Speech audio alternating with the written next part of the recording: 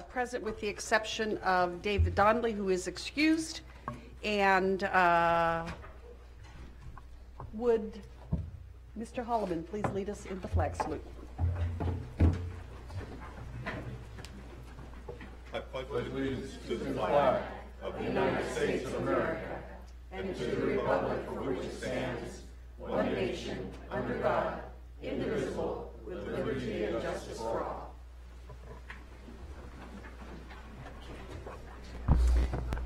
Thank you very much.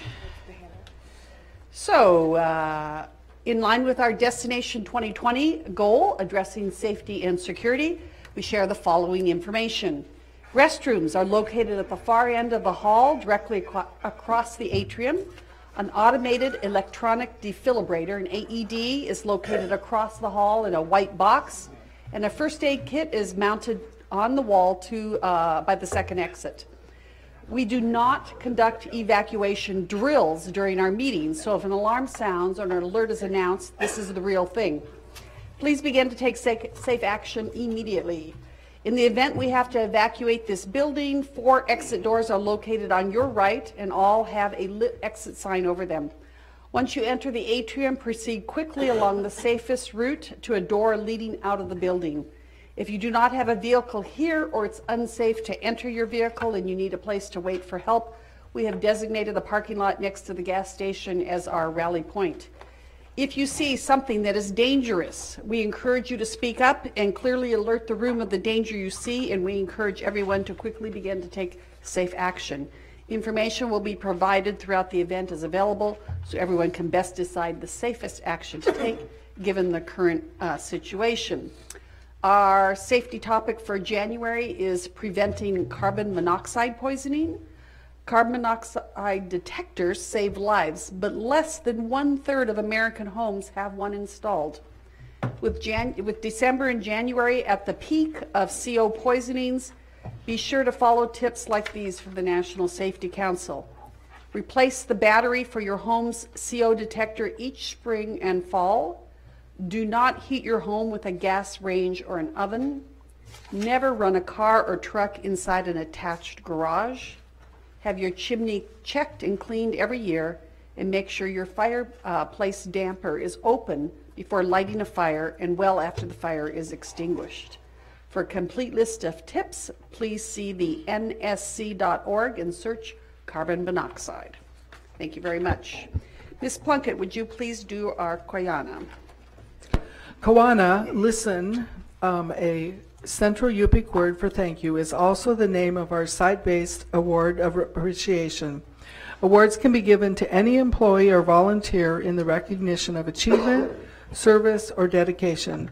Kawanas can be viewed and submitted by filling out an online form through the ASD website.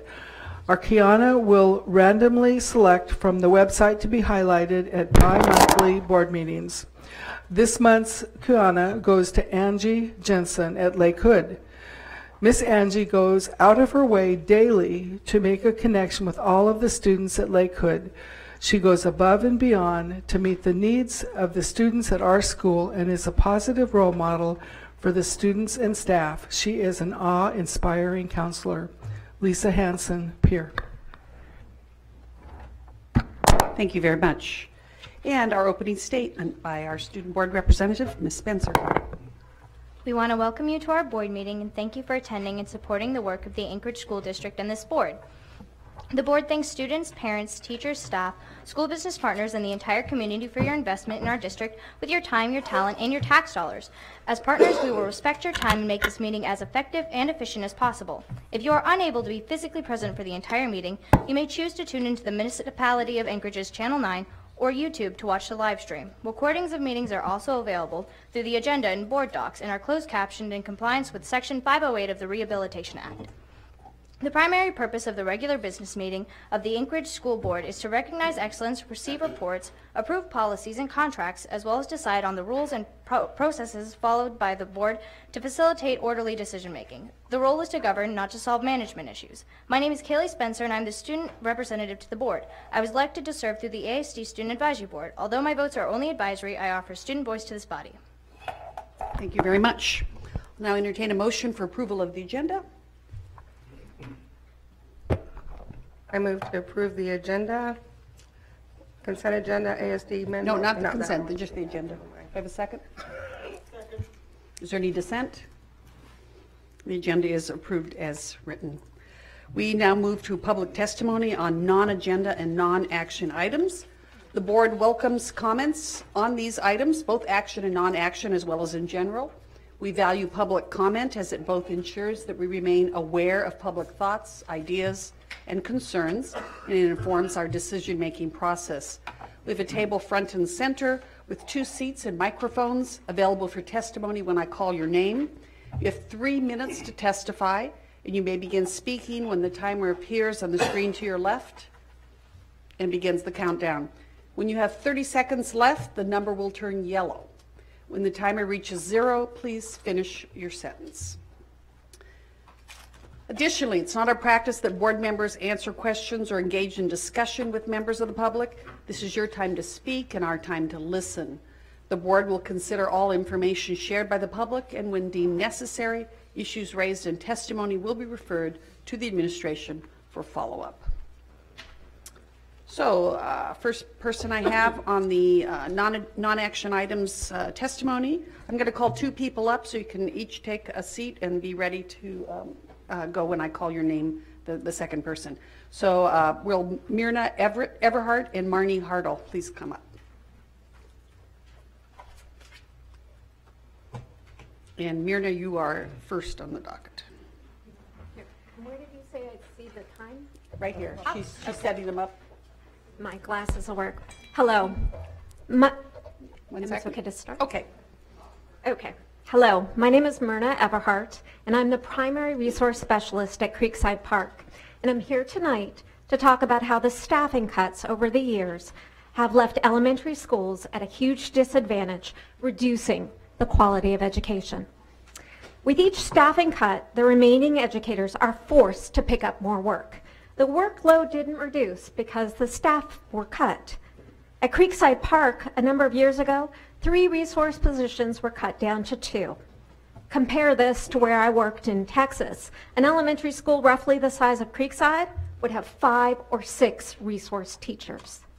Here in Anchorage, there is no cap on the number of students a resource teacher may have on their caseload, which means a resource teacher may, and often does, have students with service needs that total more than the available minutes in a day. Let me explain what this may look like. Resource teachers support students who are in the general education classroom for all or part of the school day. These students have a variety of special education needs, from academic to behavioral. Some need intensive support all day, and others need support for part of the day, targeting specific academic or social skills. Because of the reduced staffing, it is the student who is the loudest or the most demanding who is attended to first. So if a student is emotional, physically acting out, that student's needs is attended to first. Other students who take priority are students who need assistance to use the restroom or are unable to communicate without support. Resource teachers are stretched thin. Frequently, more than one child needs attention at any given time. So, if the resource teacher is already busy, then the classroom teacher is left with a responsibility, taking them away from the rest of the class. Schools no longer have reading specialists, which means highly qualified teachers with a master's degree in reading instruction are no longer available to provide interventions to our students who need it most. This places them more at risk of falling further behind. Now, what happens at a Title I school when the school counselor's time is reduced in half? Adverse childhood experiences still occur at an alarming rate here in Anchorage, and some students need counseling daily. Who provides these necessary services on the days we don't have a counselor? The truth is, all educators try to pick up the missing support, but most don't have advanced degrees in counseling, nor the time these students need. So students stop having access to qualified counseling, and the partial response is more reactive rather than implementing proactive systems of support. When I talk to other educators, they are overwhelmed to the point of feeling defeated. Some are wondering what other field they might consider joining. We need to work together to create a new budget, an equitable employment contract, and to advocate for more funding. Thank you for your time and consideration. Thank you for your testimony. And I'd like to call up to take the open seat now, Jennifer Stanzel. And Marnie, would you please begin? Thank you, Madam Chair. I appreciate the members of the board, Superintendent Bishop, the directors and chiefs here, the division chiefs, and our community members for hearing this testimony. My name is Marnie Harthill. I am Vice President of Programs for Anchorage Education Association and Secondary Tech Collaborator at Bartlett High School. Go Bears. I do not speak for AEA nor Bartlett. I am speaking as an individual. I want to share my personal views and concerns about the ASD-AEA tentative agreement and negotiations ahead. I blame no one for the recent failed TA ratification vote. I recognize that we were all sitting in the perfect storm for that outcome. The legislature indeed has put us in a very difficult position.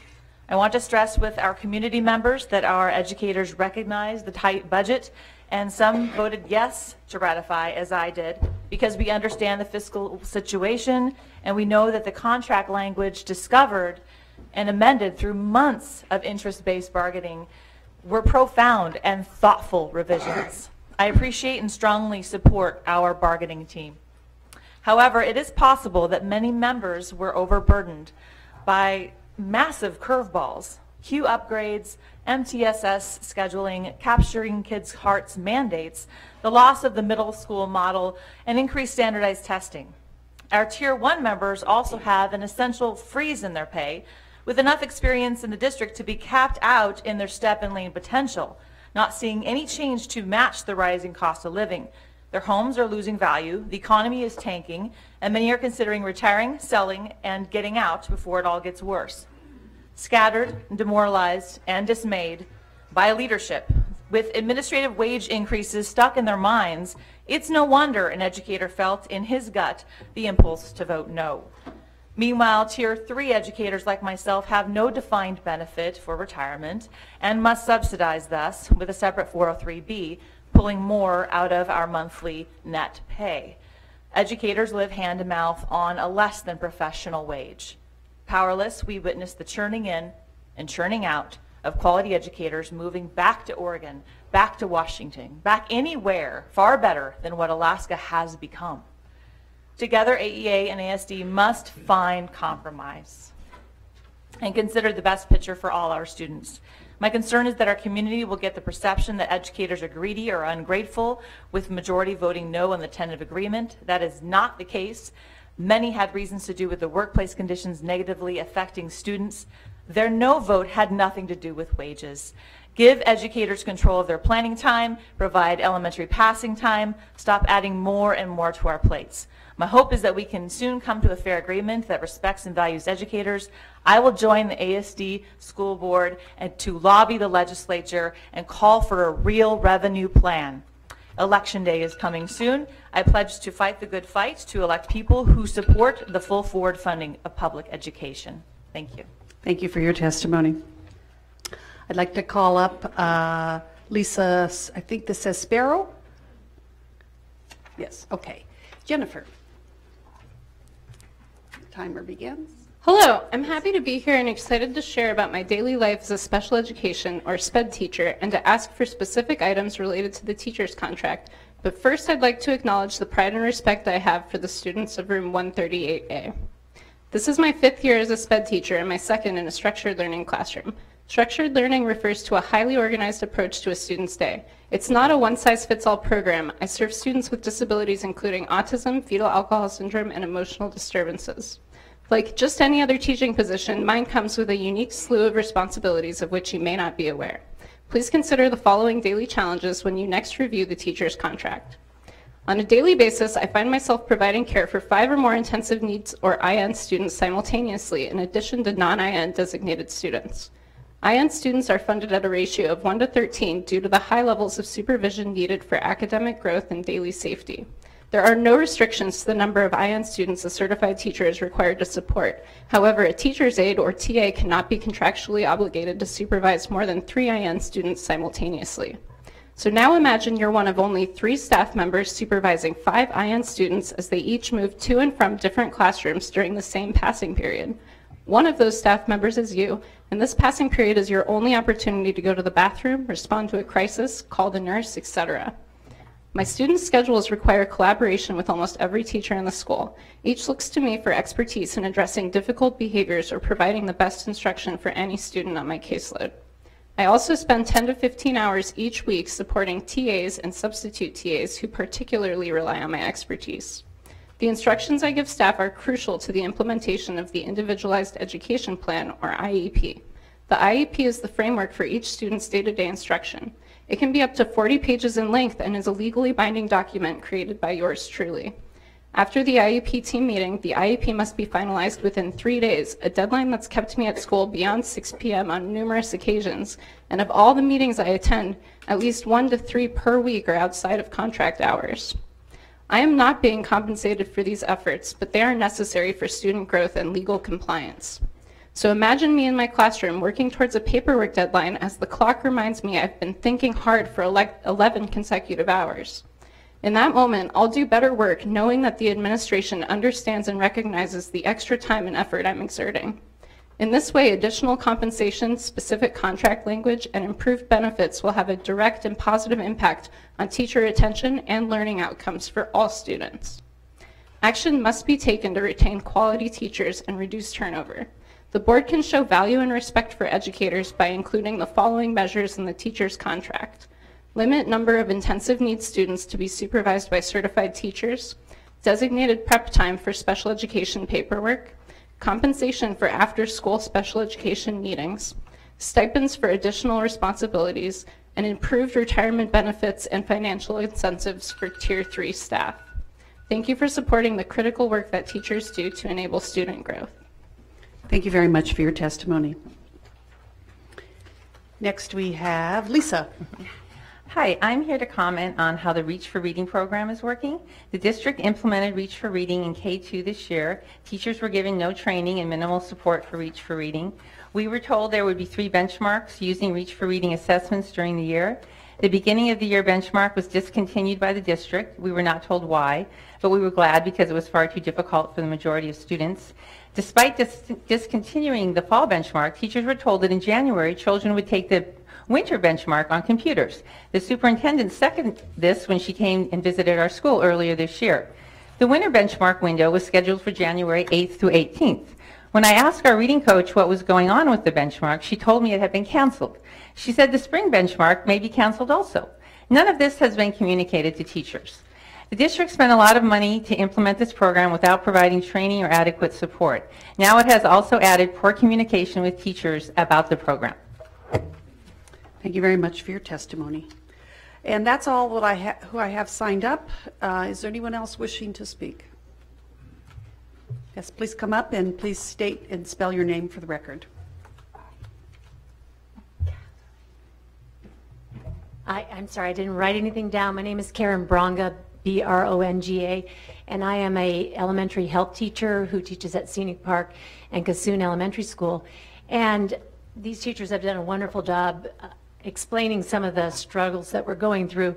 One of the things that I wanted to personally describe is this year we had a program move into Cassoon Elementary School, and last spring when we were leaving, I was told that I would only be servicing as a health teacher those students that were emotionally disturbed if they had met a certain benchmark and were transitioned into the regular classroom. And that sounded good to me. I could work with that. When I showed up at school this fall, I found out I had 4 hours of emotionally disturbed health. I had no training on how to teach these classes. I did have training on how to disentangle their fingers from my hair and get their teeth out of my arm, but I have not had any training on how to teach these students. I have kindergartners through 5th graders in one room. They scream and yell, swear at me. Plus, there is a quiet room that are put in, they're put in that is directly across from my classroom. All the students at Cassoon Elementary come to see me. I have to put on a radio with 15 ways to stay out of trouble, blaring loudly while they swear at the staff members who are locking them up. I understand they have emotional disturbance and that they deserve an education like everyone else, but this has greatly impacted my teaching. It has greatly impacted the stress that I'm going through this school year, and I have requested someone to come and demonstrate teaching an hour with these students, and I have not had anyone come yet. Thank you. Thank you for your testimony. It went off early. Yeah. You still had more time if you wanted to continue speaking. It went off early. Okay, thank you. Is there anyone else who wishes to speak? There will be one more session at the end of our meeting where we have time for non-action item testimony. So stick with it. You'll have another chance if you wish. Okay, then we'll move to the reports. Do we have a military report this evening? Okay. We'll move to our superintendent update then. Thank you, Madam President. Originally unscheduled, I wanted to have an update in regard to College Gate Elementary School. And if those folks in the audience don't know or who are listening, we did have some vandalism at College Gate recently. But in talking about good things, I want to just share how the community, both inside the school district as well as outside the school district, came together to address this. And so if I might, just so that folks can have an opportunity to speak, I'm going to come in front here, similar to how we do focus on staff and students, if I could.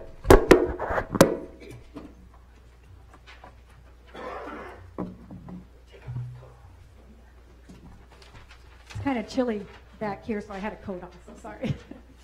I would appreciate it if the teacher in College Gate, Heather Helgeson, could come forward, as well as her principal, Daryl Bernston.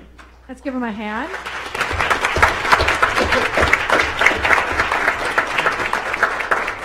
And also other employees who address the issue as well.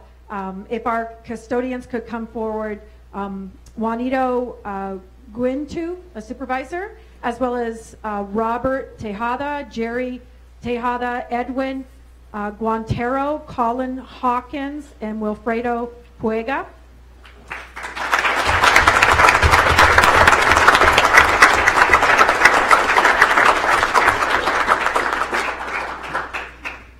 In addition, I'm just going to keep calling the names of folks that actually worked during their new year. They were the first workers of the new year because shortly after midnight on January 31st, some vandalism, or December rather, 31st, some vandalism occurred at the school. So would maintenance employees also Brian Stedham, Cody Bryant, Todd Kelly, Jerry Stanley, all come forward, please.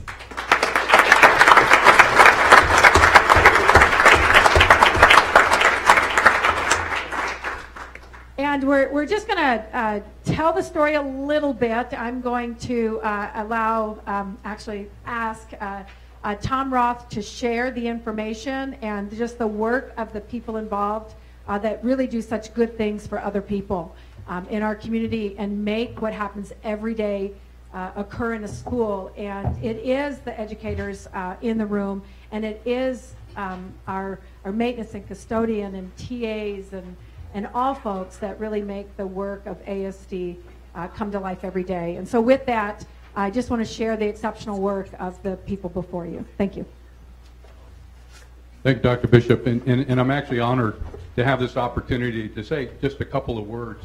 To provide some context, the night that the superintendent described, about 1:30 in the morning, my wife and I, we were in a yurt in the Eagle River Nature Center, and supposedly out of contact from cell phone and otherwise.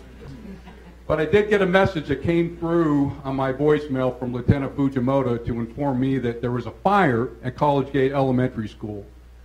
So I managed to get a text message out to Darren Hargraves right about that time, about 1:30 in the morning. Darren, I think there's something going on at College Gate. Confirm you received this email. And within a couple of minutes, Darren's response to me was, I'm on my way. I'll let you know what's going on. So at that point, I kind of went off the grid again. So in the interim, about 2 o'clock in the morning, all these first responders here were on site, recovering from what was really a very tragic and ridiculous event. But I linked up with the group in the next morning, and I was talking to Rob Holland, and this really humbled me. Rob, thanks for what you and the team did. And Rob looked at me, you know what? They were happy to be here. They were happy to be here, not because it was a good thing, but because they realized that they had a chance to make a difference. They were happy to be here. They knew they had kids and a teacher that needed their classroom. It was like bees on honey. So you've seen the pictures, what it looked like and what it looks like now. And my goodness, in less than a week's time, you guys have done a tremendous job. And just to kind of come to closure here, I was talking to Juanito out in the hallway. Again, talking about being humble and understanding what it means to be committed. His comment to me was, you know, we were happy to do it because we're part of this team. And I'll tell you, you guys are the greatest testament to teamwork that I could ever imagine. And again, what you did mattered. So thank you, gentlemen, for all that you did on behalf of College Gate and the district.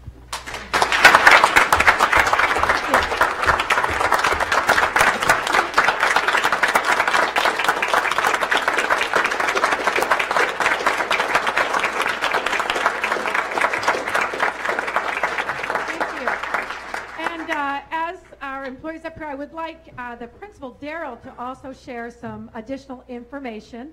And I visited the classroom today, and it is absolutely lovely. And the students were so gracious as well. Thank you very much. You just have to hold it close. Thank you very much. I would like to extend a thank you to this crew and to everyone who put on a gargantuan feat and got our school ready for Mrs. Helgeson to receive her 24 students today, which was amazing. We're greatly indebted to you guys. There's nothing like being woke up in Canada at 1:49 in the morning because you find out that your school has been on fire, and a million things race through your head. Immediately you start to think about, are we going to be ready to start the school year, to start this new year back at school? And within 15 minutes of that call, I'm receiving text from Darren Hargraves showing me this crew already on the spot cleaning up the mess that had been made by the fire and the water sprinkler system. So I was just blown away. I had been trying to put together a letter to the staff to alert the people that were in that pod area and then the rest of the staff, and stagger it because it comes as a shock as we're all getting ready to celebrate the new year, that we're going to have to be dealing with this, potentially starting the second half of the school year with one classroom down and finding an alternate spot. I honestly didn't believe it was going to happen today, but thank you guys. On that same token, I got back to Alaska on Wednesday and I immediately started going through the film. And I happened to see something very positive out of all of this tragedy. And I had invited a family here. I don't see them in the audience, but in the video, there was a family that was across the playground area, and they had seen the assailant igniting our school. There was a orange hue coming from Mrs. Helgeson's classroom. They saw that.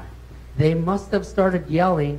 And you could see on the video that they scared the assailant off. He actually changed directions when he was leaving our area and ran away from them. They're coming out. This family is a Pacific Islander family that lives just across from us, and they had come across, chased him off, and were on the phone with 911, calling the fire department in their T-shirts, in their shorts. They were all probably getting ready for bed. They rushed over, and it's an amazing thing. They happen to be grabbing snow with their bare hands, and we're throwing it into the fire. Into the fire, and we would like to recognize the Tago family and the Tamua family.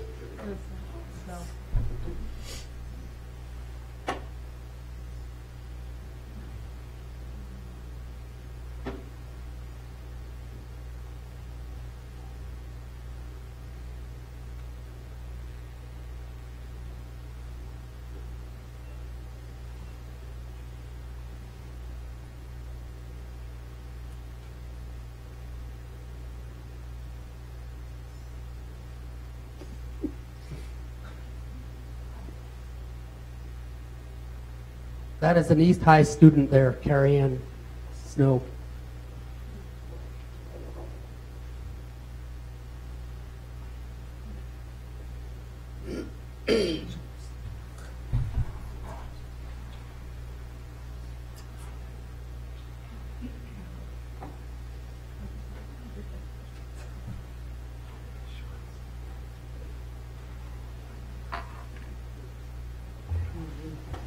I would like to recognize the Tamua family and the Tago family. They're all one family, different last names, but when I got the phone call this morning, the mother, Alice Tamua, called me up and said, "Hey, did you guys find the glove? The assailant left the glove. Did you guys find it?" I immediately called her back and thanked her for her effort and was just letting her know how appreciative we were of their effort to come out and do what they can, because it is my understanding that their words to the assailant as they were rushing to our school, rushing to save our school, were "not our school." And I think that is a very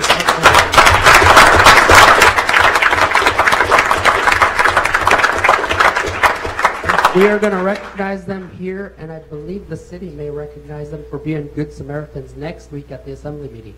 Thank you, guys. If you could give them this gift. And it's from, we just took up a collection. So ladies and gentlemen, doing good for other people.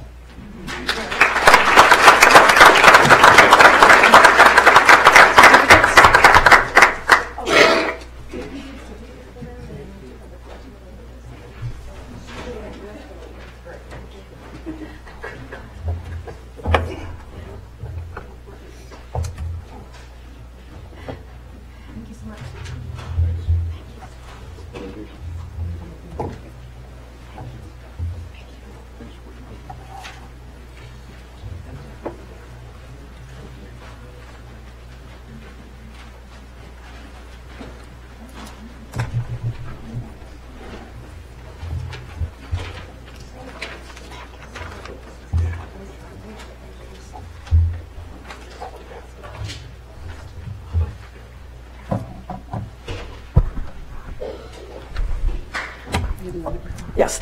Thank you, Madam President. That was just a fun presentation. I just appreciate it, and I appreciate after all the work over the holidays that they came back this evening to share the story with us.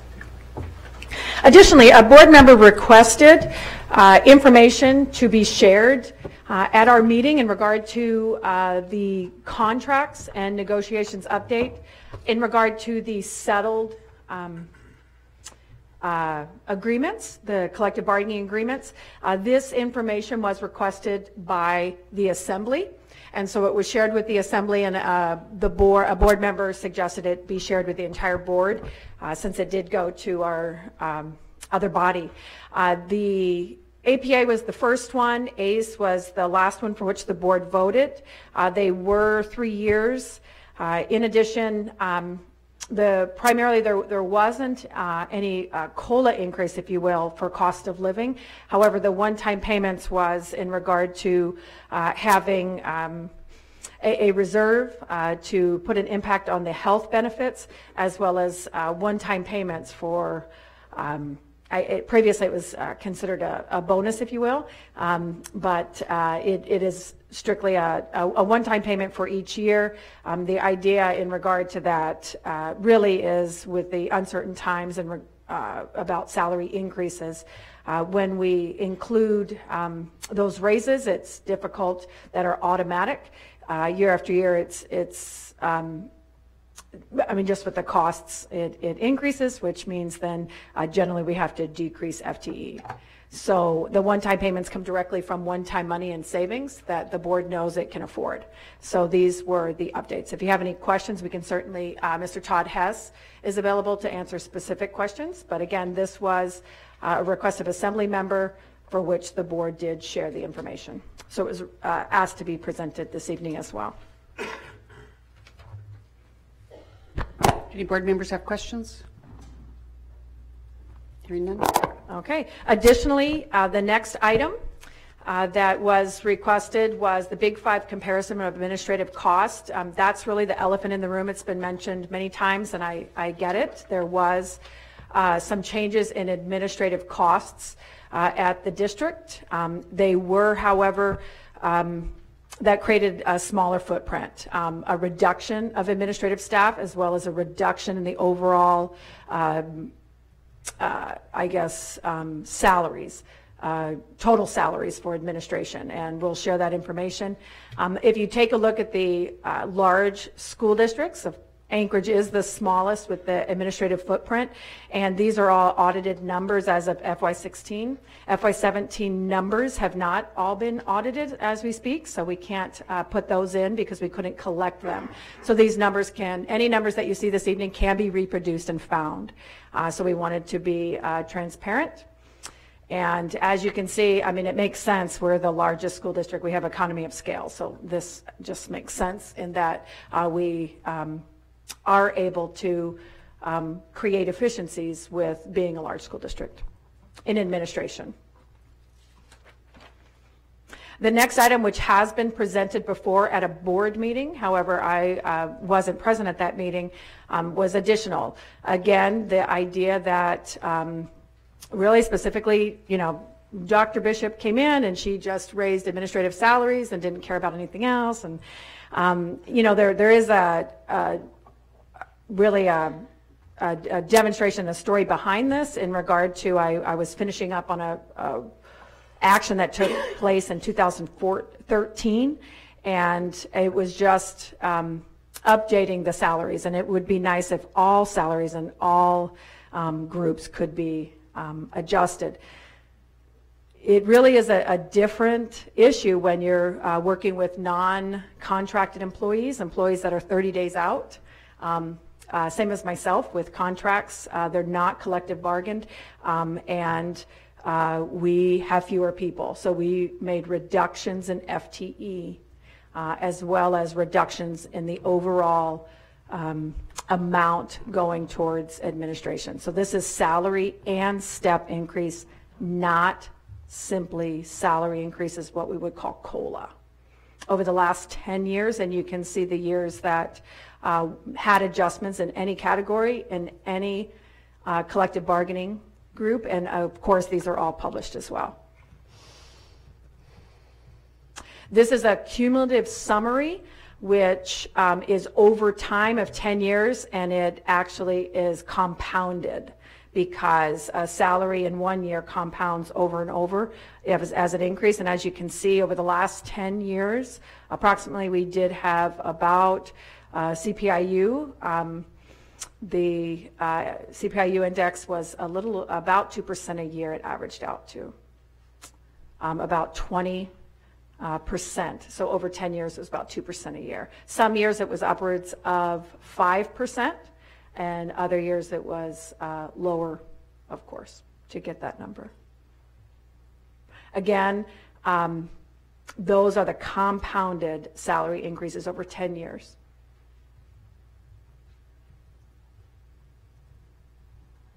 This has been shared before, and it is public information.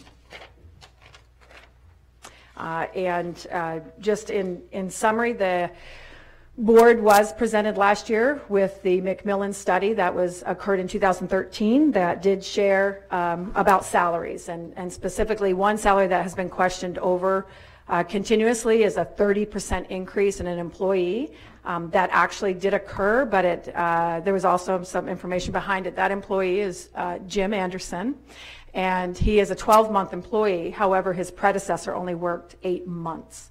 So while he did have a cost adjustment, the CAFR, if you will, the government accounting audit that we have done every year from the year prior to last year to the year prior to that, from it was 15 to 16 and 16 to 17, did demonstrate that it increased at over 30%. Well, if you looked at the detail, it was for Jim Anderson, and it was because he worked a 12-month salary and not an 8-month salary.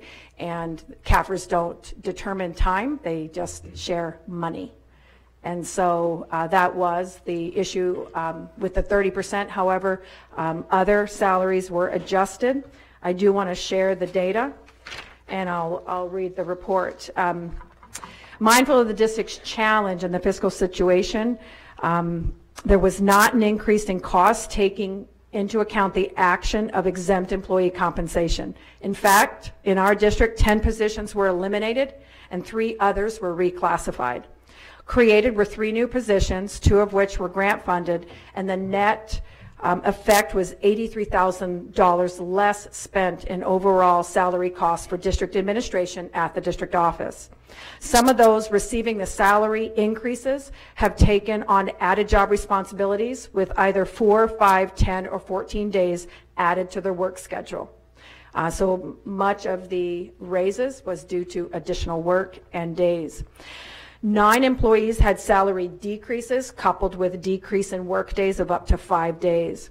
There were 47 exempt personnel out of approximately 200, I believe it's about 200, about 150, that 47 exempt personnel received salary increases from the general fund and 9 from other funds.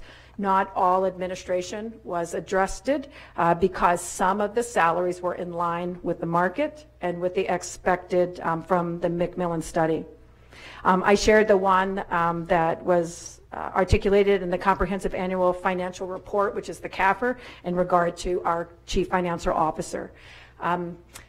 This is in the public. It is true of what happened. I just wanted to share, and I believe the board wanted the greater picture shared. Employees do work diligently in schools, as we just shared, as much of the testimony occurred. Employees work diligently as administrators, they work diligently as teachers, they work, do the work of the district and do good things for other people. And this adjustment was actually made in 2016, well before we began negotiating, and you know, it is something to bring up as we come into times that are difficult and you know, present conflict. But I wanted to be upfront and share the data with our employees as well as with the board. Certainly timing is everything, and the timing wasn't appropriate now that we also know that we've negotiated for over a year now. The actions that could be taken to increase COLA or cost of living would definitely impact the number of FTE exactly the same way it did in administration. However, in just hearing the testimony this evening in regard to the difficulties of having a large class, of having many more jobs and many more students and putting a cap on things, the dialogue is exactly opposite of what the outcome would be if there were increases of significance that had been presented. So at this point in time, the best discussions that have happened is, you know, let's redefine the state of Alaska in regard to revenue and how we can support education in our community. And I wholeheartedly support that, and I know the board's legislative agenda supported that. But in light of accountability and transparency, I was asked to share these numbers and the information and the story behind it, and requested to place copies for the full information so that folks can research these data as well. And I conclude unless there's further questions. Thank you. Any board members have any questions? Seeing none, we'll move on to our Student Advisory Board representative report.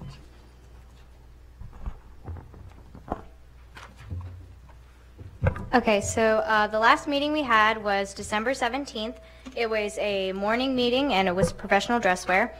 The first thing we did was we came in and we had our usual breakfast.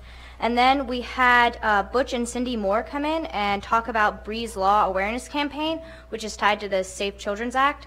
And they came in and addressed the law that was actually put into legislation and why the Safe Children's Act was implemented, and then talked about how they weren't necessarily pleased with how it had been implemented, but really wished that in the coming years that it would be changed and would be centered more around their daughter Bree, who is the actual person that the law was based off of. So they just came in and spoke to that. After that, we had Recovery Alaska, and the National Drug and Alcohol Week was presented to us as an option by Jessica Limbard. She came in and just talked about drug facts that were common here in Alaska and how we do have a very large problem with opioids and and alcohol abuse in Alaska, and if we wanted to participate in National Drug and Alcohol Facts Week, we could. Then we met with our student nutrition director, Andrew Mergens, and he has just been coming in and asking us for a lot of student opinions on what options we would like to have for lunch and what options children enjoy and what are things that maybe deter kids from getting food, like not being clear on prices or if it's not well advertised or if they just genuinely don't enjoy the food. So they're trying to address that problem by coming in and getting students to actually try the foods and giving feedback. They've come out with an app which is very helpful where you can get all of the ingredients and you can give reviews on food. Then we broke up and did our committee meetings, and just an update that we have, Blvd, our wonderful public relations officer, is finally putting the final ribbons on the Student Advisory Board website, and we have finally gotten the Student Advisory Board Twitter up, and we will be creating a Remind app for all of the students in Student Advisory Board, and that's about it. Great, thank you so much. Any questions for Kaylee? Okay. Move on to board conference and committee reports. I don't believe we had any conferences since our last meeting, but I do know we had a governance meeting. Ms. Plunkett. The governance committee actually met in both December and January. Reviewed the 4,000s for some changes in personnel, reviewed the 6,000, which is instruction, and then also had some changes in the non-discrimination language. Tonight on the agenda for first reading, we have the 6,000 review, the 4,000 review, and then the non-discrimination language changes for consistency in both the 000 and the 5,000 series. And next meeting, the 22nd, is when we will vote on the final policy changes to adopt the new AASB policy. Our date in February coincided with AASB, so that's something, plus it was Valentine's Day, so in deference we're looking at a different day. So I don't have a date for the next meeting yet. Okay, thank you. And Ms. Snelling, Finance. Finance Committee has not met since our last meeting, tentatively set for January 22nd at 2:30 in room 150. Fingers crossed for the capper. But we don't have a final date on that yet. Okay. And Mr. Donley's not here, but the Communications Committee has not met since the last meeting. They are scheduled to meet on January 23rd from 11 to 12 p.m. in room 150. Excuse me. Yes, ma'am. Can I ask for your indulgence? I would like to make a comment after the superintendent's report. I know it's a little... I will take that at the end of the meeting when we have school board and administration comments. Okay, well, I kind of wanted to do it while we still had an audience of teachers, but I'll wait. Thank you. Okay, I'll entertain a motion for the consent agenda. Yes. I move to approve the consent agenda, ASD memorandum number 108, personnel report. Second. Been moved and seconded. Please vote.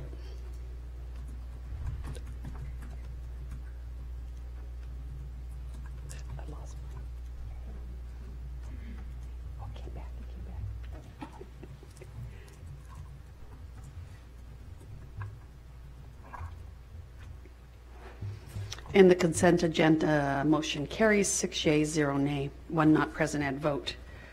Okay, we move into public testimony on action items. And the way we proceed on this is that an action item is first introduced by the Vice President, and if seconded by another board member, I'll open the floor for public testimony. If you've signed up in advance or you indicate you're interested in providing testimony, I'll call you to the front table to speak. You again have 3 minutes to talk, and you will see a timer on the screen to your left to monitor the time remaining and inform you of when you need to conclude.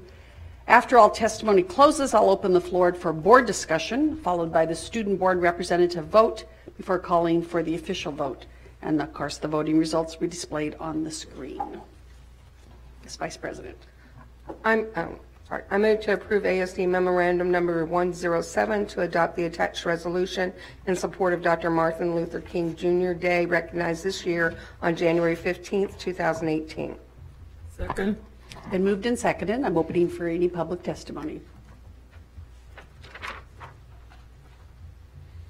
Seeing no one wishing to testify, I'm closing public testimony, opening for board discussion. Closing board discussion. Student advisory vote. Yay. Board members, please vote.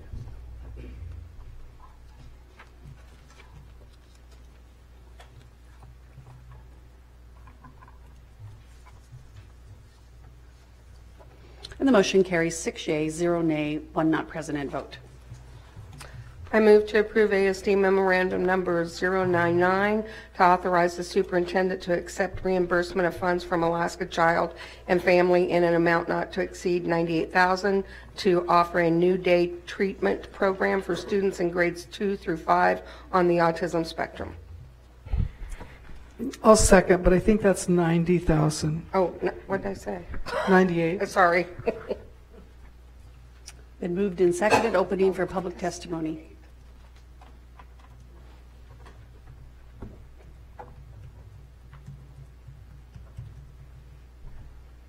And sir, would you please state and spell your name for the record?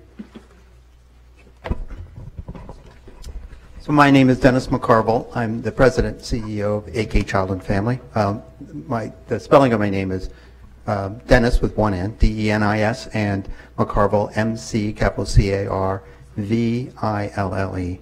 So I'm just here really to, it's fairly well spelled out in the document. We have been working with the staff to develop this program. We believe it's needed, and our goal is to work with young people so that they can actually be mainstreamed into their classrooms after a period of time where they're in our special day treatment program as well as a special school. Our goal is not only to work with kids in school, but also work with them at their homes, within their families, because we believe that that's the best way to approach this, be very comprehensive in the early years so that kids can be back in school with their peers and thriving. And so that's our goal. And again, it's fairly well spelled out in the document, so I'll let you read that and go from there.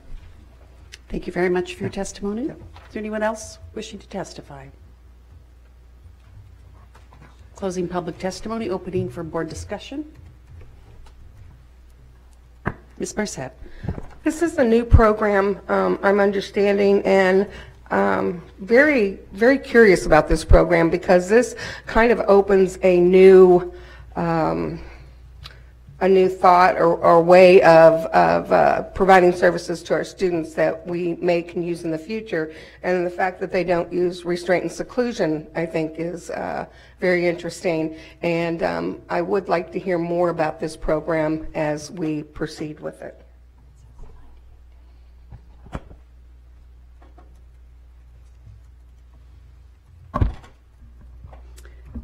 Yes, Ms. Plunkett. So within the memo, it has 90,000 and 98,000. So I would like to move to change the amount from 90,000 to 98, because when we do the math at the bottom of all the items, it is 98. Yeah, I just noticed that too. So amendment to move from 90 to 98. Do I have a second? Second. Okay. Is there any other board testimony? Okay, so we'll be voting on the amended amount and motion, and that will, of course, then supersede the other motion since it's just changing the amount. Our student advisory vote? Yay. And board members, please vote.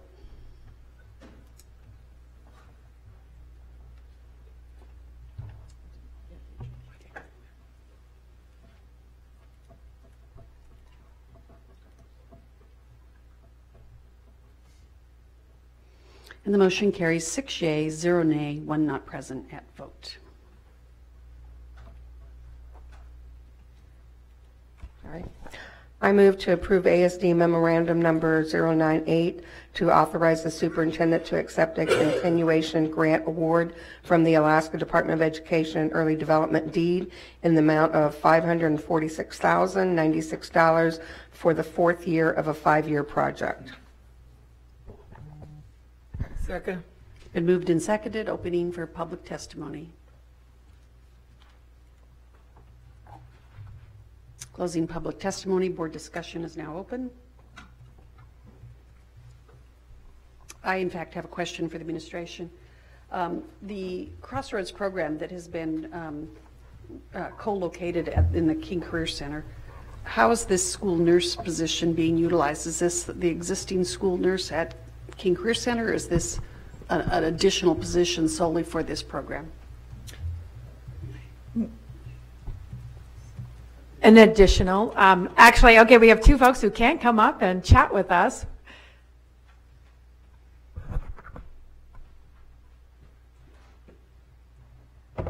Hi, Maria Hernandez. I'm the Project Aware Coordinator. I work at Benny Benson mainly, so that's an additional position, specifically working with the teens at Crossroads, and she provides everything from education, parenting classes, and coordination with the hospitals and different areas around the community for those students. So it's not to be confused or co-located with the King Career Center nurse? Correct. Okay. It's not. And she provides particular like parenting classes and nursing classes for the students. And I think currently right now there's 15 of them at Crossroads, if I'm not mistaken. Okay. Okay. Thank you for the clarification. Anything else? Anyone else? Student, I'm closing board discussion. Student advisory vote. Yay. Board members, please vote.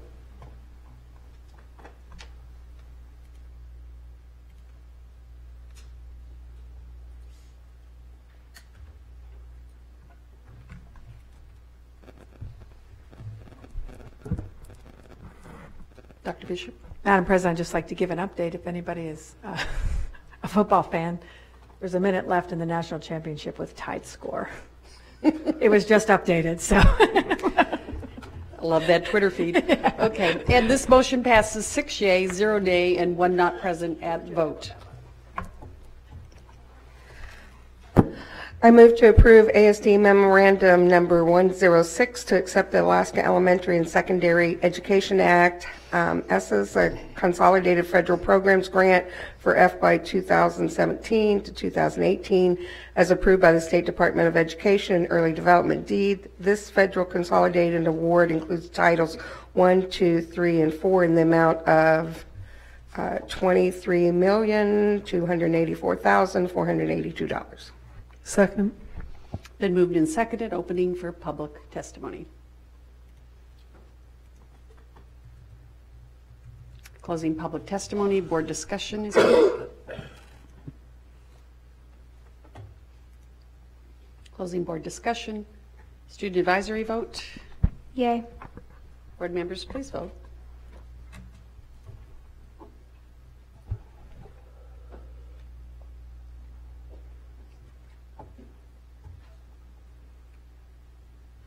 And Lisa?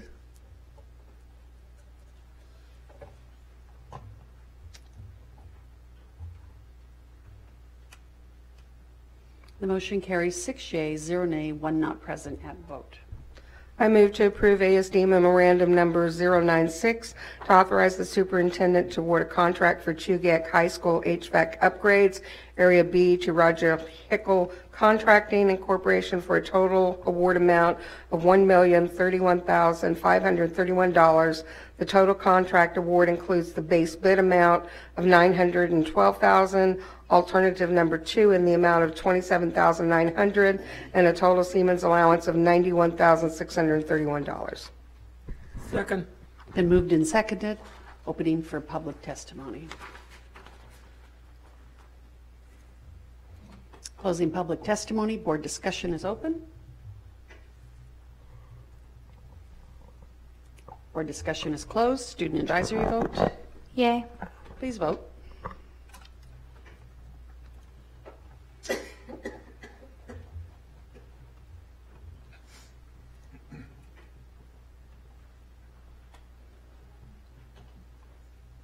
Motion carries 6 yeas, 0 nay, 1 not present at vote.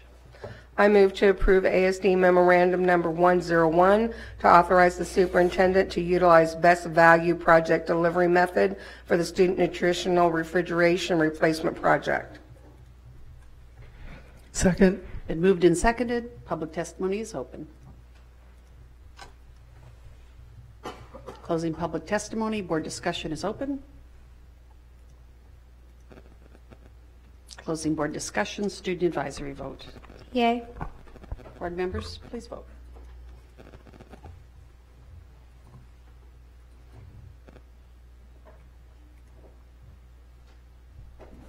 Motion carries 6 yeas, 0 nay, 1 not present at vote.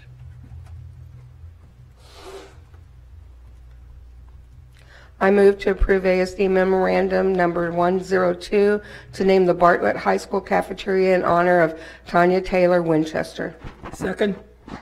It's been moved and seconded. I'm opening this for public testimony. Closing public testimony, opening for board discussion.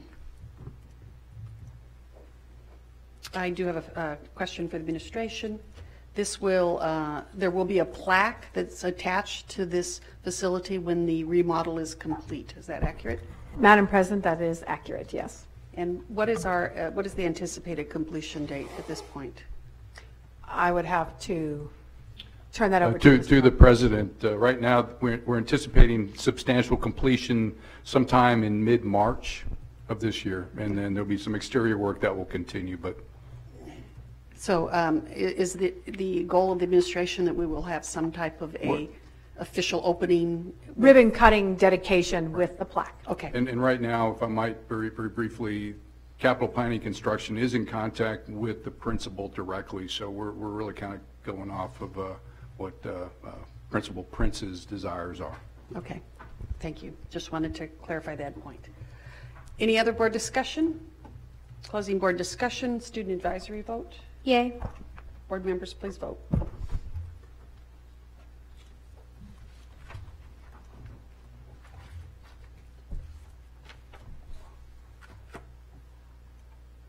Motion carries 6 yeas, 0 nay, 1 not present at vote. We now move to non-action items. Are there any items that board members wish to have pulled from the non-action items?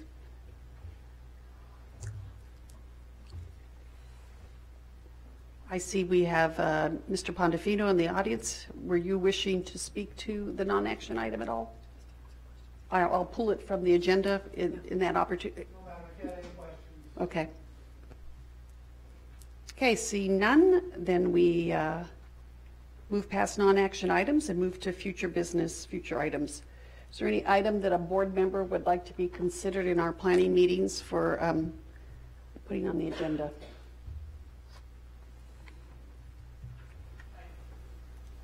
Seeing none, we're moving to public testimony.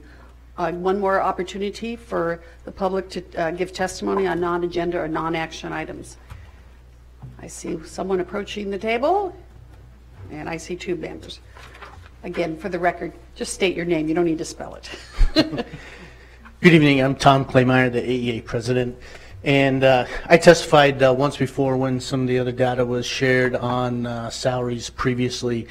And you know, what's the old quote that you tortured the data long enough, you can get it to say whatever you want. And so I take exception to some of the ways, and I won't go into everything here because it's on record from before, but I did want to go on record again objecting to some of the ways that that data was calculated, in particular calculating the step increases for years of experience. Advancement within a career shouldn't be calculated against the cost of living comparison. Secondly, the raises given to the upper level administration over the previous 2 years, again, not necessarily held against those individuals. Many of them are still in the same positions they were before, but they work hard and certainly deserve the raises. And we have independent study to demonstrate that need for those salaries to be comparable, and superintendent's own testimony to attract and retain the right people. But if we're going to apply that reasoning, and on the one hand, it also has to be applied on the other. There's a 2015 independent study done by branch of ICER that also says that educators in Anchorage are approximately 10% underpaid to meet the threshold of attracting and retaining the right people without overpaying them. So, you know, what's good for the goose is good for the gander, so to speak. It's the timing, really, that, I mean, if this is not the time to give raises, it's not the time to give raises across the board. And I also agree, and I do applaud the school board's efforts and the superintendent's efforts in lobbying in Juneau. This is where the real problem lies with flat funding. It really amounts to, again, because of the cost of living, really amounts to a decrease in funding. And so the frustration that you hear from our members, though, is that, well, one, I guess I also object to just because you increase the salaries of existing employees doesn't automatically lead to a reduction in positions. So there are priorities, there's spending in other areas. And secondly, that they're the ones that are feeling the pinch. And so definitely a larger budget is the one that's going to need to take care of the class size and position reductions and such. So thank you very much. Ma'am, please state your name for the record.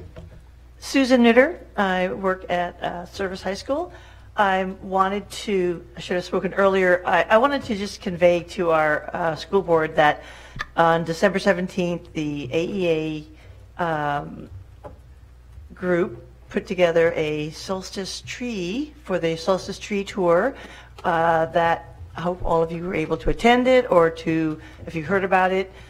We had approximately 3,000 people walk by, and we were the second tree, and we had plenty of people excited about seeing teachers out there, because there are teachers out there giving candy canes, and our tree was beautiful. But what I was impressed about were the number of kids who looked at our display, which was empty boxes wrapped in purple paper with the names of every school in this district on it, and they all wanted to see their school.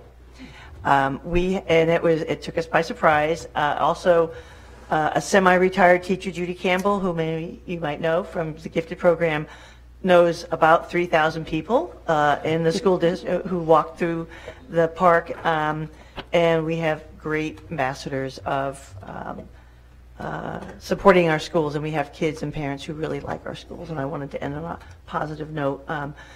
With the seriousness of that, we do great work overtime, which we don't get paid for. We do great work before school, after school, during holiday time, and you're well aware of that, and I hope that we join together and go down to our Juneau folks and persuade them forcefully that we need to be forward funded, and also to maintain great teachers and great opportunities for our students that we deserve, and shouldn't be ashamed to ask for appropriate financial support. Thank you so much. Have a good night. Thank you for your testimony. Is there anyone else wishing to testify? Okay. Moving then to school board and administration comments. Ms. Marsett.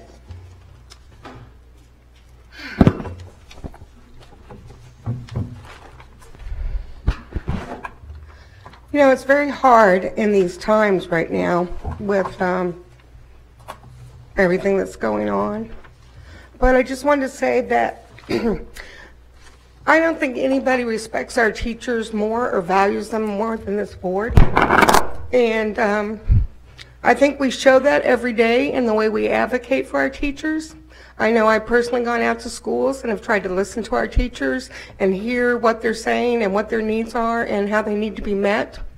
I know that we're in difficult times right now, and maybe this isn't the most appropriate time to talk about this, but I felt the need to express my concern, I guess, and what's going on in the classrooms and in our schools, and to remember that our students are always first. And I think as teachers, you guys do that, and I hope we continue to do that. As far as the things that I've heard in the school district, you know, I have to say we've done some good things since this all started. We did brought people in to do testing in our elementary schools, which helped out our schools tremendously and gave them more time. We've got 15 more schools signed up for that. I think that was a good thing. We heard you, we reacted, our administration provided that. We are in the process of reviewing programs. You know, I don't even know what's all there. I don't think, and maybe I'm wrong, but I don't think of SEL and Capturing Kids' Hearts as programs. I think of that as something that we should be doing. When we talked about the delayed rollout, or the rollout of our curriculum, we screwed up. I mean, I'm just going to say it right here. We didn't do the diligence that we needed to do. But we heard you. As a board, we heard you. I've had several teachers come to me personally. I've gone to Dr. Bishop and explained, I have a cold, I'm not crying.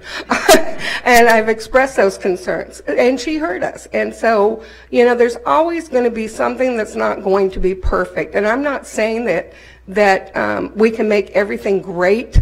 I'm just saying that I think that we are trying, you know, getting it right. We're trying to do that. And it doesn't happen overnight. It doesn't happen for you guys. It doesn't happen for us. It takes collaboration, which I hope everybody will be willing to work towards. Data, I know, is a big concern with everyone, but I have to tell you, we wouldn't be where we are if we didn't have the data. I, as a school board member, could not do my job as effectively as I am now without having the data. I'm a big proponent of getting rid of suspensions. Well, now for the first time, I have that data and can look at it and see what's really going on in our schools, among other things. So it's, you know, I think we're trying on both sides. That's really all I wanted to say, is that, you know, I'm going to be out there. I'm going to be listening to you guys.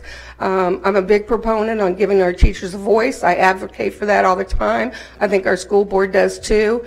If there are specifics that I'm not hearing here, because I'm hearing things, but I'm not really hearing specifics, I guess. I understand the you know, the compensation. I understand it. I've worked many jobs I didn't get paid for, going in overtime and that sort of thing. And they weren't as great a jobs as you guys have, which I think you have great jobs because you're molding our children. And, you know, my children have been in the system, and you know, I've been very appreciative of the teacher support and what you do for us in the community. And I just want you to know that there is no more respect and value than what I have for you as individuals and teachers, and I want you to continue to remember that. And please not let our, you know, let's don't let it affect our time in the classrooms, and let's keep doing what we do and hope for the best. Thank you. Thank you. Are there any other board members wishing to make comments? Mr. Holleman. I'll say, kind of in addition to that, or along the same lines, then I think what's missing is some of the structure. And we are trying to structure learning very deliberately. We're trying to structure a lot of these programs. When you look at something like Capturing Kids' Hearts, it has a lot of positive components, but it is directing people in how to do what they do without necessarily asking them if that is the way they do their best work, or if that's the best result in their classroom. And it's tough in that if you don't put in programs that have certain limits and standards, you don't know if they work or not. You can't just suggest things and let them drop. But I do think that we could do a better job of including staff consideration, staff feedback prior to implementation, rather than putting these programs out and then finding out what kind of blowback we get. If we can demonstrate more clearly that classroom staff are engaged in shaping them and scheduling the delivery and making the implementation happen, I think we'll see better success, and I think we'll see a workforce that feels included in all that. It's been missing for a long time, and there are moments where it's been done well. It's less. I don't want to say less efficient. It's less fast. It's less quick, and unfortunately, sometimes time just causes it to not be something that can be put in there. But I think we need to find ways to roll it in, make it part of the culture, and I think we would hear a lot less of that. The only thing I'd like to add is I'm really appreciative that the administration is stepping back and not pushing forward with the implementation of the reading curriculum in grades 3 through 6 as we still work out what is the appropriate manner to do so, learn from our mistakes, and find the most effective way to do that. So I think that's a really good position to take. Madam President, just on that note, I've received several emails from teachers that are very upset about that decision. You know, that they are ready, as, you know, using the term of Member Marsett, and disagree with that decision. But we will get there with the support we need for schools and it's staff. always that balance between a sense of urgency, because these kids are with us right now, with their needs right now, and the balance of how do you also have an effective implementation that respects what the teachers need. And so it's that fine balance. But I'm glad that there still is a reflective process happening so that we have learned from our mistakes, because then mistakes are quite valuable. Thank you. Is there any other comments from board members? Okay, I'll entertain a motion for adjournment. Move to adjourn. It's been moved and seconded. We are adjourned.